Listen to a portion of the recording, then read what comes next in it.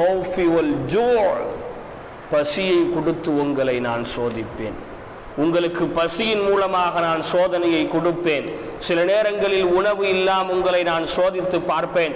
சில நேரங்கள் உணவு இருக்கும், மருத்துவமனையில் நீங்கள் படுக்கையாக இருப்பீர்கள். அந்த நேரத்தில் ஏற்படும் பசி, கையில் பணம் இருக்கும், பக்கத்தில் பழங்கள் இருக்கும், நமது சொந்த பந்தங்கள் எல்லாம் நம்மை சுற்றி அமர்ந்து உண்டு கொண்டிருப்பார்கள். நாம் பசியிலே படுத்து கொண்டிருப்போம். மருத்துவர்கள் சொல்வார்கள், இன்னும் 3 நாளைக்கு நீங்கள் அன்னம் தண்ணீர் ஏதும் பருகக்கூடாது, அப்படி மீறி பருகினால் உங்கள் உயிருக்கு ஆபத்தாகிவிடும் என்று சொல்லும் போது பசியிலே கன்னங்கள் ஒட்டி, வயிறுகள் ஒட்டி, நாவுகள் தாகத்தினால் மடிந்து போய் கிடக்கக்கூடிய ஒரு சூழ்நிலையில் அல்லாஹ் ஒரு பசியை கொடுத்து சோதிப்பான். அல்லாஹ் காப்பா.